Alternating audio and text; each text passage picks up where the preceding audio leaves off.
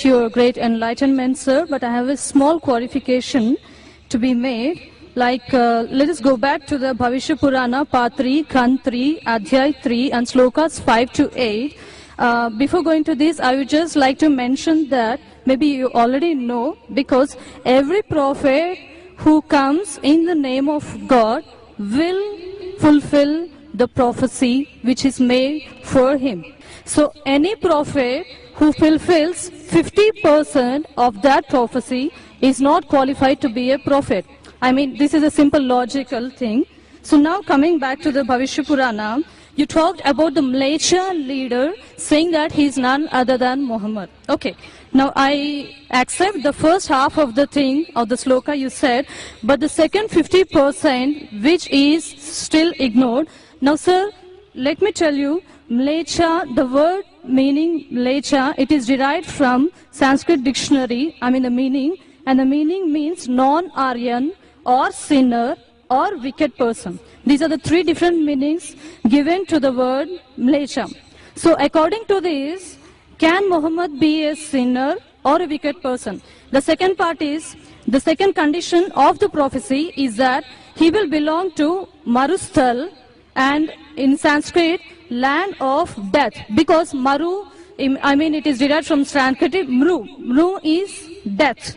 And definitely it does not quoting to the land of Arabia, because it is a barren land or it is a battlefield. And next, coming to the third point of it, this prophecy also mentions that Malaysia leader will take bath in Panchagavya and in river Ganges. And it is a common truth, we know that Ganges means Ganga river, and we all know that Ganga is not in Arabia but it is in India. It is a universal fact. And coming to the taking bath in Panchagavya, the meaning of Panchagavya is 5 products of cow. And the products of cow is milk, curds, ghee, urine, cow dung. And now sir, coming to this part exclusively, this prophecy must be fulfilled by Muhammad, wherein if you show me at least single reference from Quran, wherein Muhammad has taken bath in either, in all these 5 products, that is milk, curds, ghee, urine and cow dung, I am ready to accept Islam today. Thank you, sir. Sister has rightly said that if the prophecy that you give, if more than 50% is not fulfilled, then the prophecy is wrong. I agree with you, sister. I agree with you. And I will answer all your 3 queries. Let's see whether you accept Islam or not today.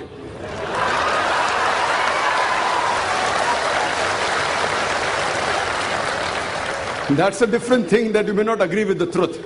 I will speak to you. I agree with you. Malaysia, I agree with you, all your 3 definitions. Malaysia, one of the meaning is non-Aryan, meaning a foreigner. One of the meaning is sinner, one is a wicked person. That's the reason, like the Hindus, they call the Muslims as Malaysia. When they say that, they mean actually wicked and sinner. But the other meaning is also foreigner.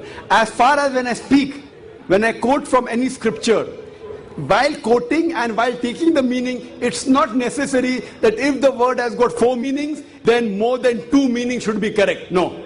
Even if one is correct, the meaning is right. For example, the Quran says that don't have pig. Today, if you open the dictionary, one of the slang meanings for pig is a cop, means a policeman. So one meaning is pig, the other meaning is a policeman. But naturally the Quran and the Bible, when the Bible says in the book of Leviticus chapter number 11 verse number 7 and 8, in the book of Deuteronomy chapter number 14 verse number 8, and the book of Isaiah chapter number 65 verse number 2 and 5, when it says don't have pig, it doesn't mean don't have a policeman.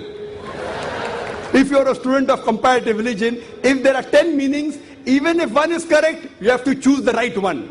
2 may be correct, 3 may be correct, all 10 may be correct. But even if one is correct out of 10, it can fulfill the prophecy. So here I agree with you, sister. Malaysia does mean non-Aryan. To Indian it will be a foreigner. And I said in my speech when I translated, a Malaysia means a foreigner. Now you want to go in the wrong way and say Malaysia means wicked here. That is a misunderstanding, sister. If you say the Bible says and the Quran says don't have a policeman, that means you're not a student of comparative religion, you are a novice. If any one of the meanings fulfill the prophecy, One more thing, if there's a doubt, there are 10 points I mentioned. All the others can't be refuted. Your second meaning, marustal. One of the marustal I do agree. Mar means death. But the other meaning of marustal in Sanskrit is a sandy track. You go back to the dictionary today and open. In our Islamic Research Foundation, we have a Sanskrit dictionary also, sister. I am a student of comparative religion. I do agree. One is a place of death. The other is a sandy track. So why are you taking the wrong meaning? That means you are going out of the way. So if you see the permutation and combination, all the other points I mentioned are 100% correct. Here also, you have to choose the right meaning. So one of the meanings of marustal means a sandy track or a desert. Coming to your third question. And you accepting Islam, inshallah. The third question that I mentioned in the prophecy, that Prophet Muhammad Sallallahu Alaihi Wasallam took a bath in the Panch Garv, in the Ganges. Now here we analyze that when we say, in the Hindu terminology, when you say bath in the Panch Garv, in the Ganges, it means to purify. One means actually you dip yourself in the Ganges, which I don't expect the Prophet came and dipped himself in the Ganges. It means to purify. I did not give the explanation because the lecture is very long. I can speak on this topic for the full day. I did not give details of everything. I can speak on each prophecy for another few minutes, even for us together. So here, having a bath in the Panch Garv means purify. So depending upon the context, it doesn't mean a physical bath. And even if you physically have a bath in the Panch Garv, in the Ganges, not necessarily you will be purified. It is the philosophy of the Hinduism.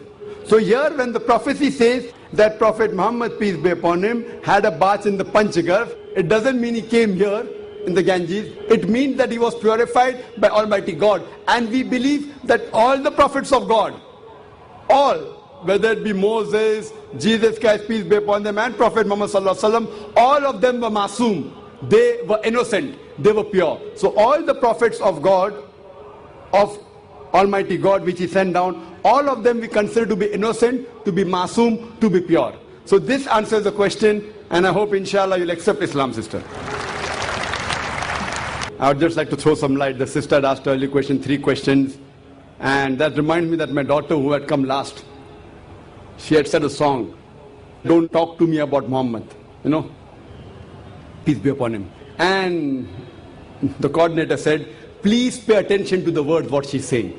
And if you heard the words carefully, it's the Sirat of Muhammad Sallallahu Alaihi Wasallam, that once Muhammad Sallallahu Alaihi Wasallam was going, he finds a companion as a stranger. She starts speaking against the Prophet. Oh, the Prophet Muhammad Sallallahu Alaihi Wasallam is a bad person, don't talk to me. She's telling Muhammad Sallallahu Alaihi Wasallam, that person doesn't know the person is talking to. She tells to the stranger, that person on the road, that Prophet Muhammad is bad, don't listen to him, he causes disharmony, he teaches only about one God, blah, blah, blah. That's what my daughter was saying in that song. Later on, but she says, oh, you're a very good person.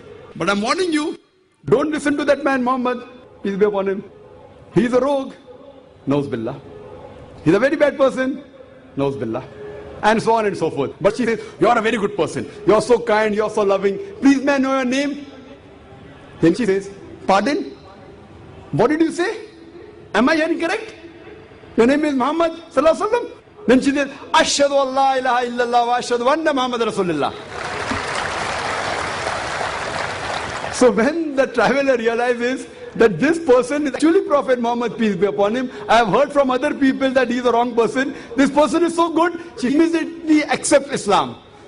So our dear sister, when she posed so many questions again, I thought it reminds me of my daughter when she was narrating the seerah of the Prophet in that song. The person, the traveler attacking Islam, attacking the Prophet Muhammad. But when she comes to know the truth, she says the Shahada. So inshallah our dear sister also will share the Shahada. And I really ask Allah subhanahu wa ta'ala to open her heart.